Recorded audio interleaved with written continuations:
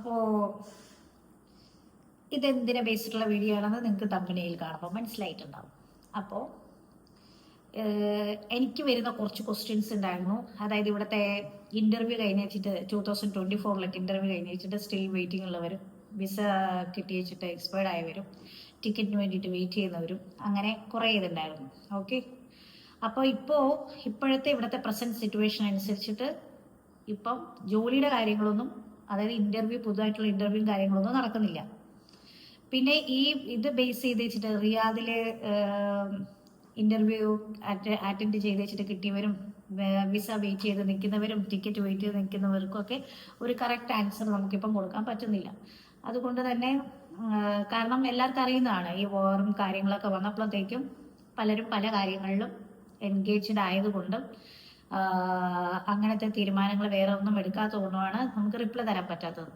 അപ്പോൾ ഇത് എന്തിനെ ബേസുള്ള വീഡിയോ എന്ന് വെച്ച് കഴിഞ്ഞാൽ, ഇത് സെയിം നമ്മൾ തമിഴിൽ കണ്ടതുപോലെ ഫാമിലി വിസയെ ബേസ് ചെയ്തിട്ടുള്ള വീഡിയോ ആണ്. ഫാമിലി വിസയെ കുറിച്ചിട്ട് ഓൾറെഡി ഞാൻ എൻ്റെ പഴയ, അതായത് എൻ്റെ മുന്നത്തെ ആദ്യത്തെ ചാനലിൽ നിയ ഹന്ന അഡ്വഞ്ചേഴ്സിൽ ഞാൻ ഓൾറെഡി ഒരു വീഡിയോ ചെയ്തു. പക്ഷെ അത് ഞാൻ ഡിലീറ്റ് ചെയ്തില്ല. കാരണം എന്താണെന്ന് വെച്ച് കഴിഞ്ഞാൽ സ്റ്റിൽ ആൾക്കാർ അതിൽ തന്നെ ചോദിച്ചുകൊണ്ട് നിൽക്കുന്നതുകൊണ്ട് അതിൽ വരുന്ന കമൻസിൽ ഞാൻ റിപ്ലൈ കൊടുക്കാറുണ്ട്. മാക്സിമം എല്ലാവർക്കും റിപ്ലൈ കൊടുക്കണമെന്നാണ് എൻ്റെ ആഗ്രഹം. ഞാൻ എല്ലാവർക്കും റിപ്ലൈ കൊടുക്കാറുണ്ട് കേട്ടോ.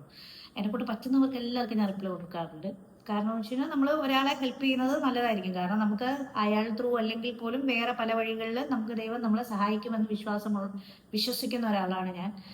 അപ്പോൾ ഇതെന്തിന് ഇത് അതിൽ, അതായത് ഞാൻ പറഞ്ഞില്ലേ, ആ ഒരു ചാനലിൽ ഞാൻ ആ വീഡിയോ ഇട്ടപ്പോൾ ആ വീഡിയോ ഭയങ്കരമായിട്ട് വ്യൂസ് ഉണ്ടായിട്ടുണ്ടായിരുന്നു.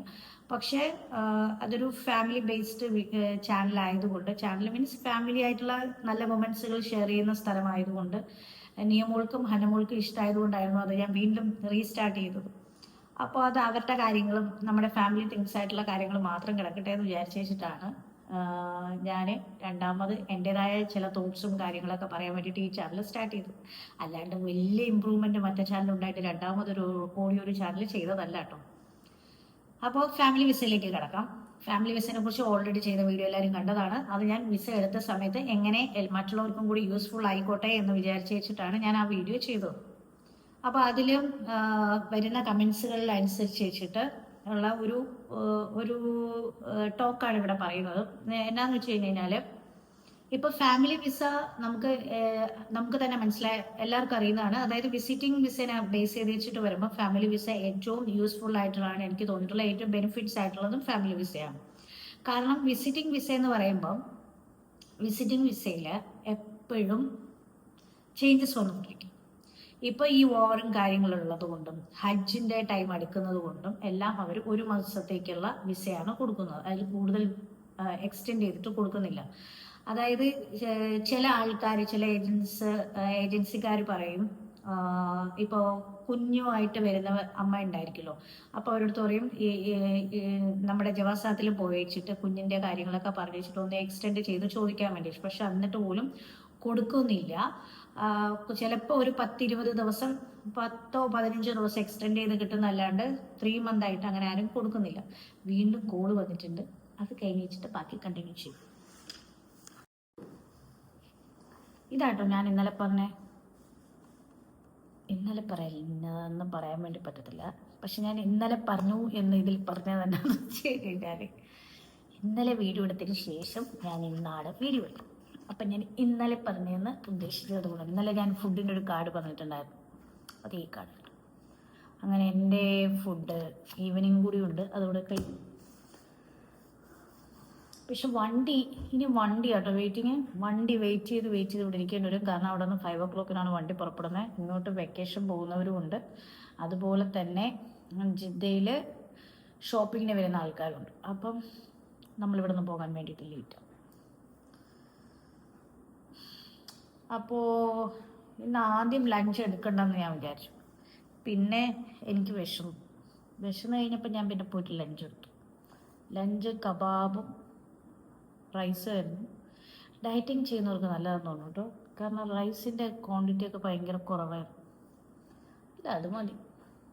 സ്വാഭാവികമായിട്ട് ഞാൻ റൈസ് കഴിക്കാറില്ല, തടി ഭയങ്കരമായിട്ട് വെക്കുന്നത് കൊണ്ട് റൈസ് സ്റ്റോപ്പ് ചെയ്തായിരുന്നു. പക്ഷേ ഫുഡിൻ്റെ ക്വാണ്ടിറ്റി എല്ലാം ഞാൻ കുറച്ചതായിരുന്നു കേട്ടോ. പക്ഷെ ഇപ്പോൾ ഇവിടെ ഇങ്ങനെ നമ്മൾ ഒറ്റയ്ക്കായിരിക്കുമ്പോൾ നമുക്ക് ഭയങ്കരമായിട്ട് വിശക്കും തോന്നും. എനിക്കിപ്പോൾ ഒരു ചെറിയ വിശപ്പൊക്കെ വീണ്ടും വരുന്നുണ്ട്. അങ്ങനെയാണെങ്കിൽ ഈവനിങ്ങിലെ ഇവിടെ കഫറ്റേരിയ ഉണ്ട്, അവിടെ പോയിട്ട് ഒരു ടീയും സാൻഡ്വിച്ചും കഴിച്ചാൽ കൊള്ളാവുന്നുണ്ട്. അങ്ങനെ മീറ്റിംഗ് എല്ലാം കഴിഞ്ഞു. ഇനി പ്രത്യേകിച്ചിട്ട് വേറെ ഒന്നുമില്ല. ഇനി നേരെ അല്ലീസിലേക്ക് പോവുക. നിയമോളുടെയും ഹന്നമോളുടെയും സ്കൂളിൻ്റെ ഹോംവർക്ക് അസൈൻമെൻറ്റ്സ് വന്നിട്ടുണ്ട്. അതെല്ലാം ഇനി അവിടെ പോയിട്ട് അവരെ ഹെൽപ്പ് ചെയ്യണം. അതിനോടൊപ്പം എനിക്ക് പഠിക്കാനുണ്ട്. നമ്മൾ സമയം ചിലവഴിക്കാൻ കിട്ടുന്ന സമയമെല്ലാം നമ്മൾ യൂസ്ഫുള്ളാക്കി തീർക്കണമെന്നാണ്. പക്ഷെ ഇന്നലെ കട്ട ബോറിംഗ് ആയിരുന്നു. ഇന്ന് എനിക്ക് ബോറിംഗ് ഇല്ല കേട്ടോ. ബോറിംഗ് ഇല്ല എന്ന് വെച്ച് കഴിഞ്ഞാൽ ഞാൻ തിരിച്ചെൻ്റെ വീട്ടിലേക്ക് പോകുന്നതുകൊണ്ട് എനിക്ക് ഭയങ്കര സന്തോഷവും. അതുകൊണ്ട് നമുക്ക് ആ ഒരു ബോറിംഗ് തോന്നത്തില്ല.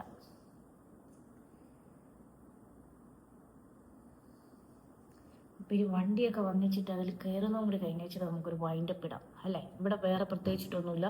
ഇനി ഇവിടെ ഞാൻ പെട്ടി പാക്കിംഗ് എല്ലാം ചെയ്തു. ഇനി എനിക്ക് ജസ്റ്റ് ഈ കീ അയാളെ വിളിച്ചിട്ട് കൊടുക്കണം. അത് ഞാൻ വിചാരിച്ചു എല്ലാം കഴിഞ്ഞ് വണ്ടി വരാൻ സമയമാകുമ്പോൾ അയാൾ വിളിക്കാതെ. അൺനെസസറി ആയിട്ട് നമ്മൾ എന്തിനാണ് ഇപ്പം വിളിക്കുന്നത് അല്ലേ.